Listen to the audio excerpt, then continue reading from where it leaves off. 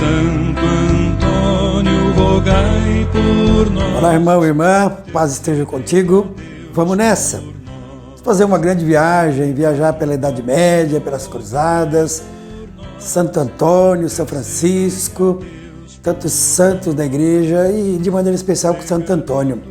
Em 5 partes nós vamos caminhar. Importante dizer que a vida dos santos nos provocam, hoje mais do que nunca.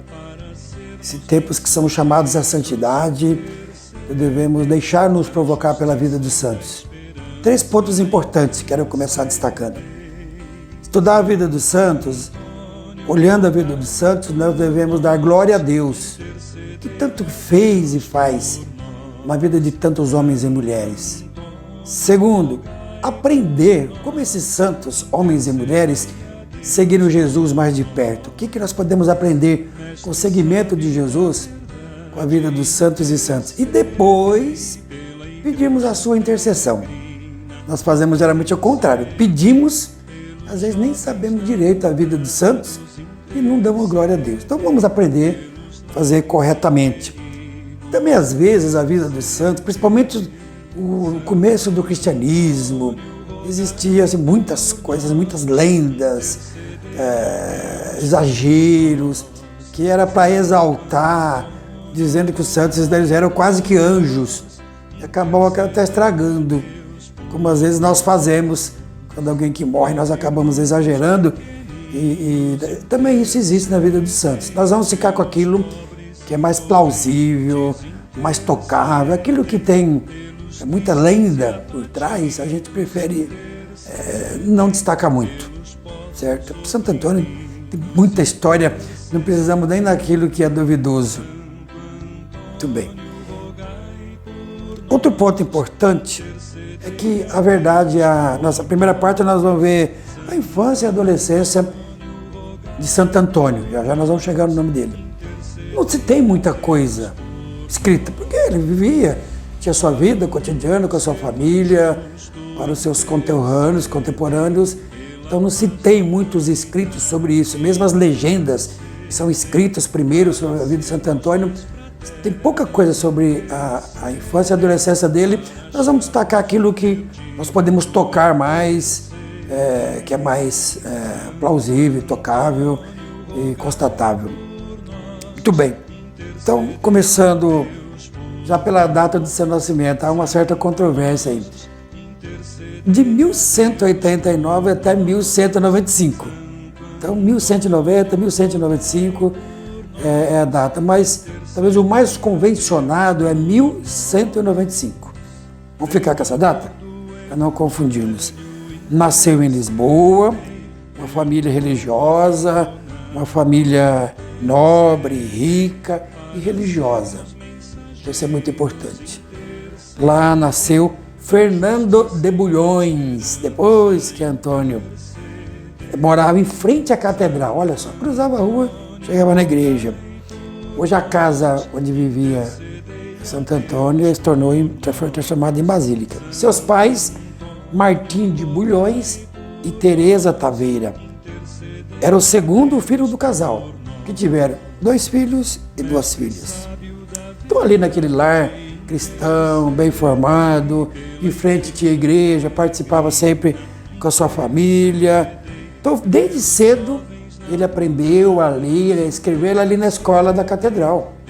Então naquele tempo a formação, a educação era feita também pelos religiosos.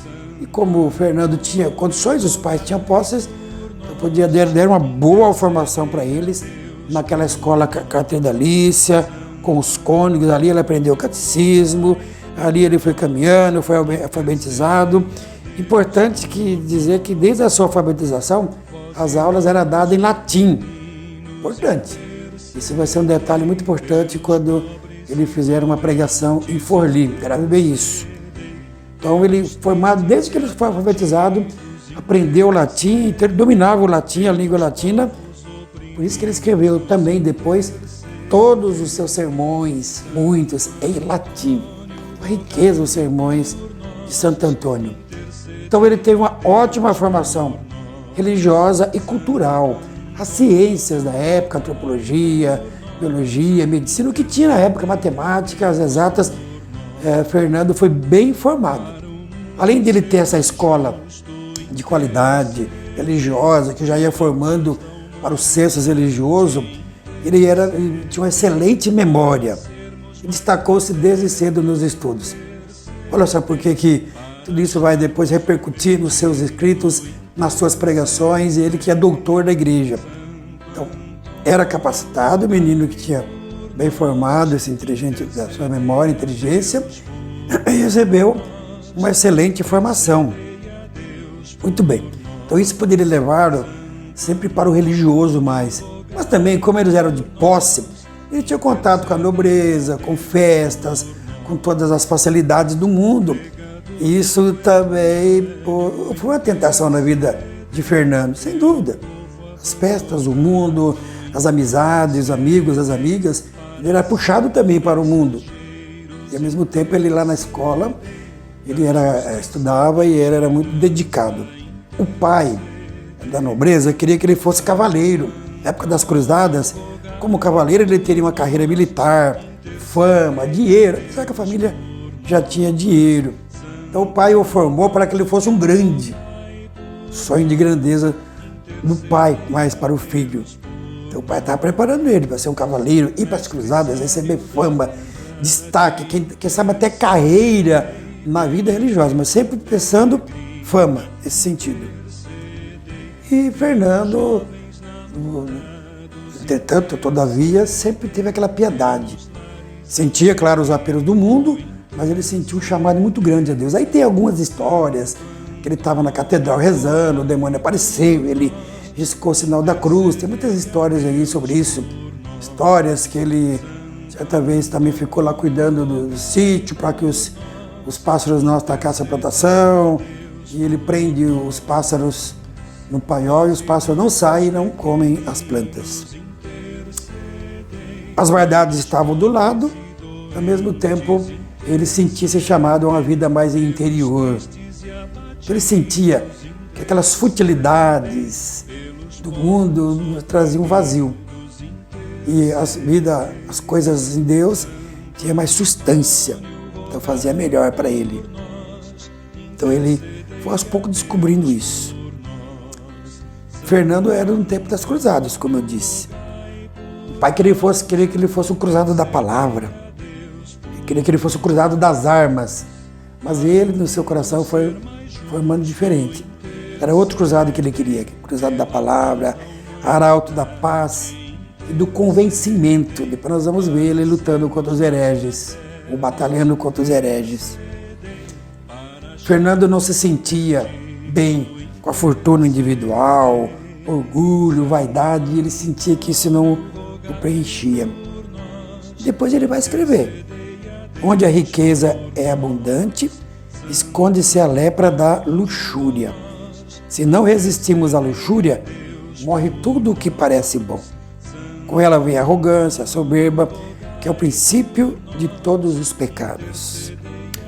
Então a sua formação religiosa na escola formada pelos padres, pelos cônegos, a sua vida de piedade, de virtude de seus pais também, que eram muito virtuosos, caridosos, foram formando sua vida, apesar dele passar pela crise da adolescência, como nós dissemos, mas isso vai sendo talhado no seu coração, aos poucos. Ele estudou dos 7 até os 15 anos nessa escola, e aos poucos ele foi sentindo que precisava de algo mais, foi descobrindo que Deus tinha um chamado para ele, que é o nosso próximo capítulo. Então, irmão e irmã, fazendo uma breve conclusão dessa primeira parte. Teve oportunidades para a vida religiosa, formação excelente, mas também para o mundo. Então, se ele quisesse ficar nas honrarias, ele estaria livre para isso. Mas ele era muito dedicado, esforçado. Tanto é que nos seus estudos, até os 15 anos, ele já foi um destaque. Então, a formação que ele recebeu, as oportunidades do mundo e de Deus. Ele fez a opção mais por Deus. E aí que ele vai caminhar, vai buscando mais para frente. Assim também somos nós. podemos culpar a nossa história porque eu não tive oportunidades. Muitos têm oportunidades e ficaram pelo meio do caminho. Então que nós abracemos bem as oportunidades que o Senhor nos dá. Santo Antônio, o Fernando ainda, aproveitou bem. E aí a sua história terá muitos desenlaces maravilhosos, como nós vamos acompanhar para frente. Esse é o começo. Temos muita coisa boa aí para caminhar para frente. Até o próximo conto, onde nós vamos descobrir a sua chegada na vida religiosa, a disputa, as dificuldades e o desenlace de tudo isso. Até a próxima. Antônio, rogai por nós, intercedei a Deus por nós.